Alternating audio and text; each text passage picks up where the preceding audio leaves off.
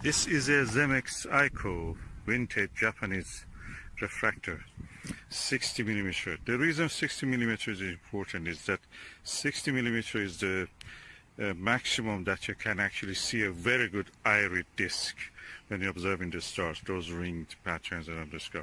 And what you will see with these telescopes are really good quality. And because it's a longer refractor, the F number is larger, so you don't have principally much chromatic aberration, although the lens is not apochromatic, it's just double achromatic. The telescope is really good. The only problem here is that I have to repair this. We put a strap here to connect this tray to this leg. The rest of it, it has a diagonal, it has a erect image viewfinder, Barlow lens. This lens is Japanese, it's a Huygens 20 millimeter. There is another one, 4 millimeter and 9 millimeter ones.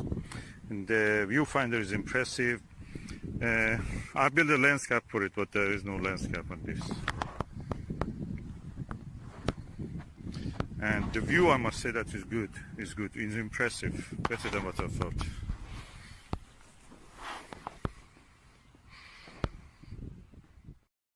Okay, this is the only 60 millimeter telescope that I have.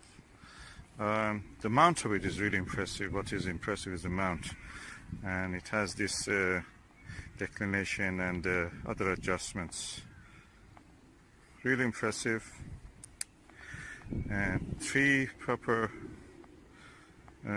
tension bars, tension screws just to adjust the viewfinder.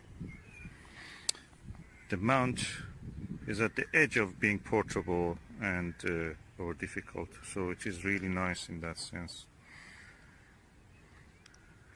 Butter smooth, the movements really good and smooth, as you can see.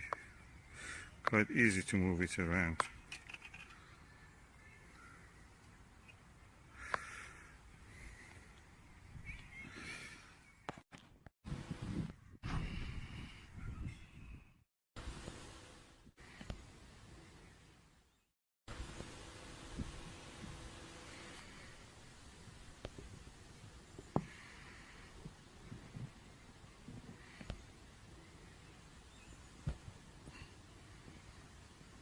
I have to focus it, but I'm just holding the camera against the lens.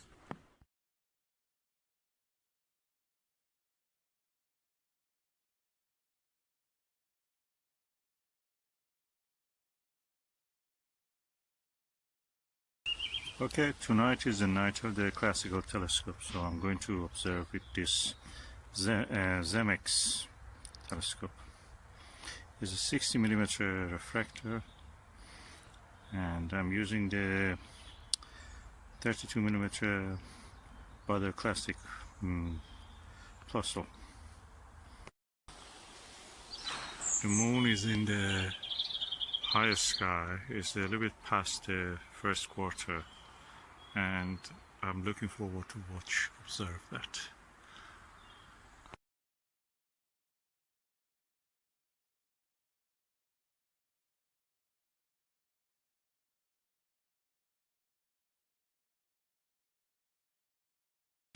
Okay, I'm using this Russian Bertele, and 17.5 millimeter eyepiece, which is very bright. You can easily split the trapezium into 4 components. I see 4 stars in the Sigma-Orionis, and really nice. Yeah. The nebulosity of the M42 Orion Nebula is very visible. This telescope almost looks like a Takahashi. This is Takahashi. Before Takahashi became Takahashi, it was this. They made Swifts and Zemex-Eikows.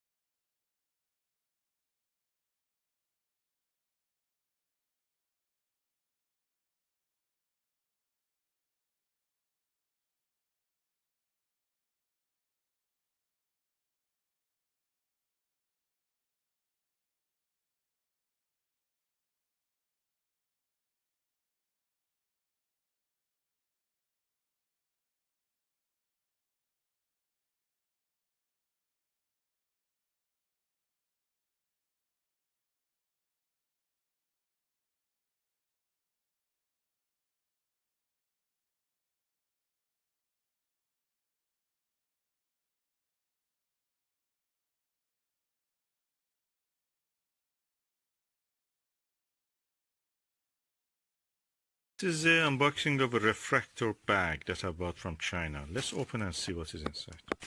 Okay, let's open it. I'm opening it. As you can see, it's quite squeezed into tiny space, but it's supposed to take a refractor up to 90 centimeter or 1 meter. Let us open the second layer of protection and packaging. Okay, now I've cut this and let's see what is inside.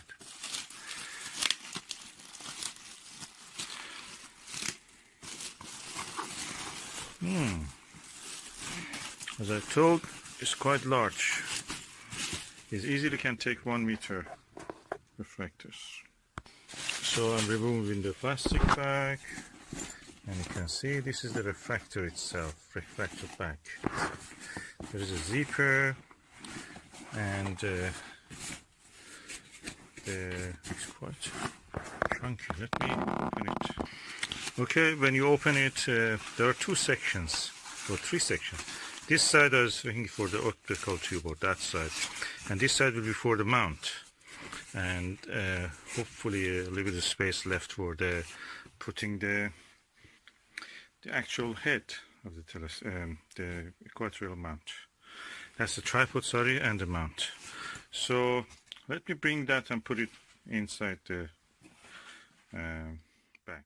This is the Zemex-Eikow refractor, classic vintage Japanese refractor, very good quality refractor, which I'm putting here. I removed this star diagonal because I don't want the stress to be applied on this. So the tube comes in this side and the tripod goes to this side.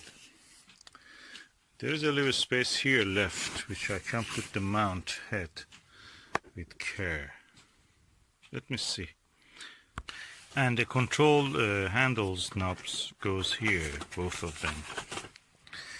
And the counterweight I'll put in the pocket which is outside. Just having a look. And accessory tray, I'll put it in the middle part. Probably that's the best place to have it. Yeah, let's see how it goes. Okay, as you can see, I have removed now the eyepiece, 20mm eyepiece with the star diagonal, so there is no danger that it may break the thing. And the counterweight neatly is placed here, and it's stored safely. So let us close everything and see how it is.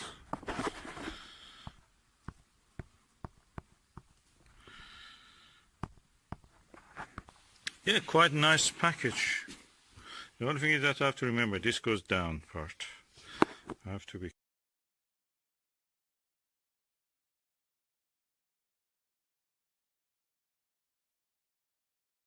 telescope here, I'm wondering which one I have to get. This one is a Zemex-Eikow 60mm, very good portable telescope. It's a butter smooth Konus telescope, 120mm, double the aperture of this one. Which one you think I should get? Difficult. I have to choose. Which one is the best?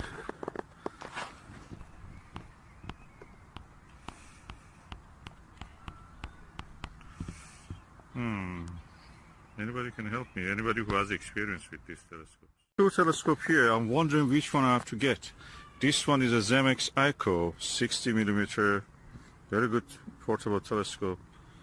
It's a butter smooth Konus telescope, 120mm, double the aperture of this one. Which one you think I should get? Difficult. I have to choose. Which one is the best?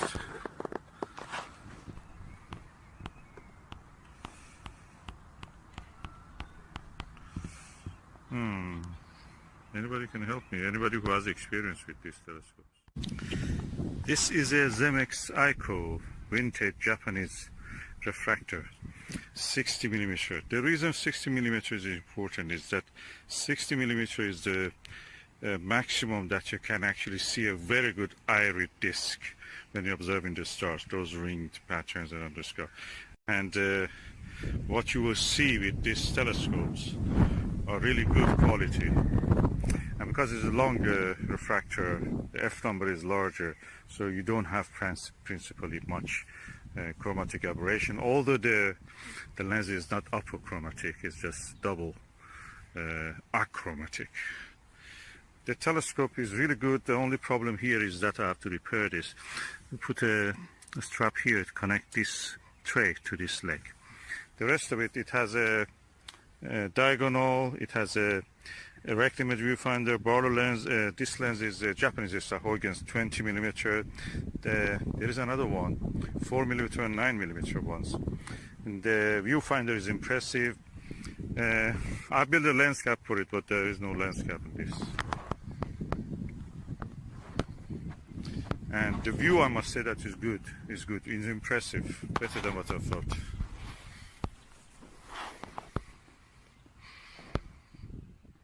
This is a Konus Super 120 refractor.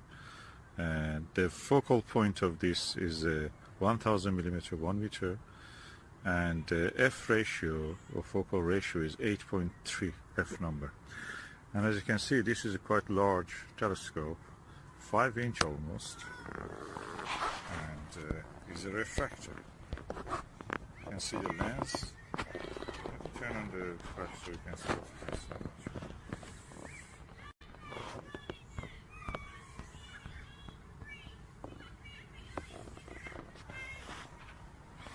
And it is on a CG5 mount, which is equal to EQ3, I think, and a little bit thicker than, bigger than EQ3. Quite actually smooth and lovely. The motions are really, it's one of the best mounts I've seen in this range. So easy to adjust and so easy to move the telescope. Look, every angle you can imagine it has balance. It's so easy to set it up. I'm looking forward to observe with this telescope Jupiter and probably Saturn, hopefully, and a little bit later, a little bit away from the morning times, more into PM times. So I'm really impressed by the quality of this mount. And these knobs, control knobs, are really good. They're chunky. You can hold them in their hand. It's almost like those space balls that existed with the Swift classic Japanese telescope. And you can see that. Konus is an Italian company, but practically they are equal to a Skywatcher. They import the same from the same Chinese factory. And yeah, good quality. I have one Konus, and that's really good. That one, 80 millimeter one, really impressive. Let's see how is this one.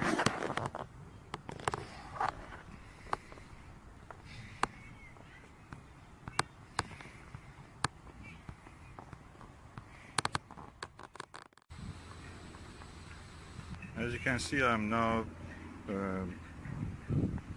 looking at a pine tree, and you can see the new pine cones are coming. The quality of the image is good, I can say.